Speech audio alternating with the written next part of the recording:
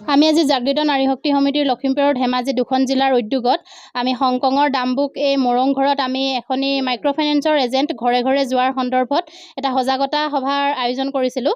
বিশেষকৈ এইখিনিতে এটা কথা ক'বলগীয়া হৈছে আপোনালোকৰ জৰিয়তে যে অসম চৰকাৰে যিখিনি দুখীয়া মহিলা আছিল, দুখীয়া সৰ্বহাৰা মহিলাখিনিক মাইক্ৰ'ফাইনেন্সৰ ঋণৰ পৰা মুক্তি দিম বুলি ঘোষণা কৰিছিল আৰু ঘোষণা কৰাৰ পিছৰে পৰা কিন্তু আমাৰ মহিলাসকলে ঋণসমূহ ঘূৰোৱা নাছিল আৰু অসম চৰকাৰে ৰেহাই দিম বুলি ঘোষণা কৰাৰ পিছত আচলতে এজেণ্টসমূহ ঘৰে ঘৰে অহাটো কোনো যুক্তি থাকিব নোৱাৰে। কিন্তু তৎসত্ত্বেও এজেণ্টসমূহ ঘৰলৈ আহি এগৰাকী মহিলাক ৰাতিপুৱাৰ 9 বজাৰ পৰা সন্ধিয়া 7 বজালৈকে বহি থকাৰ ঘটনা এই ডাম্বুক অঞ্চলত ঘটিছে।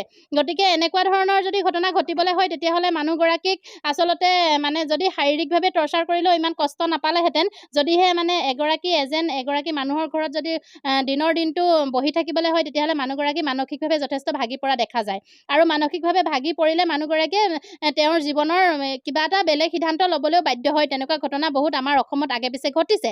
গতিকে আমি আপোনালোকৰ চেনেলৰ জৰিয়তে অনুৰোধ জনাব বিচাৰিছোঁ অসম চৰকাৰক, যদিহে আমাৰ দুখীয়া মহিলাসকলক তেখেতলোকে ৰেহাই দিম বুলি ঘোষণা কৰিছে আৰু ঘোষণা দিয়াৰ প্ৰক্ৰিয়াটো খুব সোনকালে আৰম্ভ কৰিব লাগে।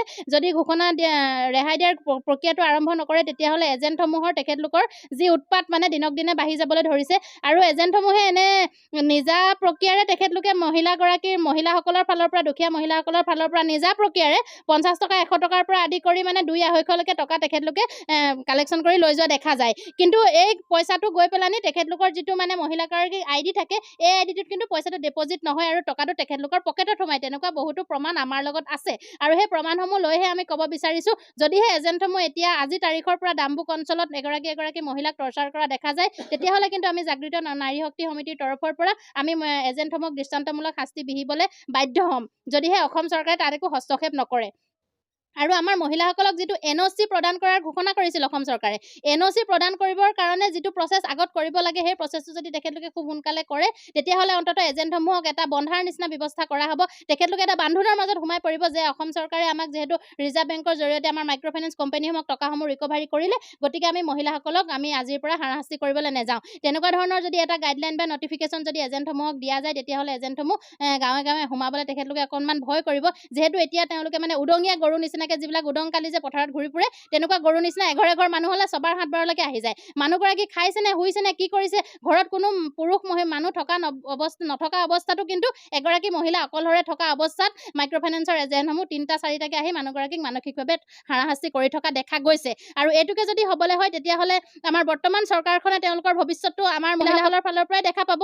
কাৰণ চৰকাৰখনতো নিজে কেতিয়া বনা নাছিল, চৰকাৰখন আচলতে প্ৰজাৰ পৰাই ৰজা আসনত বহিবলৈ পায়। গতিকে আমাৰ এই যিখিনি দুখীয়া মহিলা 11 লাখ দুখীয়া মহিলা অসম চৰকাৰে বাছনি মাৰি থৈছিল, এই মহিলাসকলক খুব সোনকালে ৰেহাই দিয়াৰ প্ৰক্ৰিয়াটো আৰম্ভ কৰক। নহ'লে কিন্তু আমাৰ মহিলাসকলে বিভিন্ন সময়ত বিভিন্ন পৰিস্থিতিৰ মুখামুখি হ'ব এজেণ্টসমূহ আৰু আমি নিজাববীয়াকৈ আমি নিজৰ ফালৰ পৰা মাইক্ৰ'ফাইনেন্সৰ এজেণ্টসমূহক আমি নিজা ফালৰ পৰা দৃষ্টান্তমূলক শাস্তি দিবলৈ বাধ্য হ'ম। গতিকে আপোনালোকৰ চেনেলৰ জৰিয়তে আমি অনুৰোধ কৰিব বিচাৰিছোঁ যে জোনাই এই হংকং ডাম্বুক অঞ্চলত যাতে ভৱিষ্যতে মাইক্ৰ'ফাইনেন্সৰ এজেণ্টসমূহে দুখীয়া মহিলাসকলৰ ঘৰলৈ টকা বিচাৰি হাৰাশাস্তি কৰিবলৈ নাহে। আমি এতিয়া ক'ব বিচাৰিছোঁ যে এজেণ্টবিলাকে আমাক যে হাৰাশাস্তি দি আছিলে যে আগৰ পৰা যে আমাৰ মতা মানুহ হাজিৰা কৰিব যাব নোৱাৰে, লকডাউনৰ পৰাতো আমিতো নিদিয়া হ'ল। তাৰপাছত নিদিয়াৰ পাছত আকৌ লকডাউন সেইবোৰ কথা মিছা বুলি কয়, এই কিবা MLA ছাৰৰ দিয়াটো মিছা, সেইবিলাক তহঁতৰ সুত বাঢ়ি গৈ আছে। পিছত তহঁতৰ ডিষ্টাৰ্ব কৰিব, বেছি সুত বাঢ়ি থাকিব, তহঁতৰ কাৰণে প্ৰব্লেম হ'ব বুলি কৈ পিনি আমাৰ কিবাটো পইচাটো 100 টকা অলপ 50 টকা অলপ লৈ আছে। ঘৰত 1 টকা নাই বুলি ক'লেও লোকৰ পৰা ধাৰ লৈ ইজনৰ পৰা সিজনৰ পৰা খুজি লওক, লগৰীয়াৰ পৰা লৈ লওক বুলি ৰাতিপুৱা 9টা-8টা বজাৰ পৰা কিবা লৈ গধূলা 2টা-3টা বজালৈকে বহি থাকে কেতিয়াবা। আকৌ কেতিয়াবা আমি ঘৰত নাই তেতিয়া আমাৰ ল'ৰা ছোৱালীও ডিষ্টাৰ্ব কৰি থাকে, তোৰ মাক এনেকুৱা কৈ দিব, আমি কালি আহিম পৰহি আহিম এনেকুৱা কৈ থাকে। তাৰপাছত আমি বৈকাই এনেকুৱা কৈ তহঁতৰ পিছলৈ বিপদ হ'ব যে ল'ৰা ছোৱালী বা চাকৰি পাব নোৱাৰিব, নাতি পুতিলৈ তহঁতৰ সেইবিলাক ৰিষ্টা থাকি যাব। এইটো কোৱাৰ কাৰণে আমি বৈকাই 1 টকা হ'লেও কিবা হ'লেও 50 টকা হ'লেও 100 টকা হ'লেও এনেকুৱা দি আছে। আমি আপোনালোকক বাধ্যতামূলক কৰি আছে, বাধ্যতামূলক কৰি আছে মানে এতিয়া অহা বাৰৰ পৰাতো এতিয়া এইবোৰ নহ'বই আৰু 100 টকা নহ'ব, এতিয়া 1600 টকা কিস্তি দিব লাগিব, 1000 টকা কিস্তি দিব লাগিব এনেকুৱা কৈ আছে।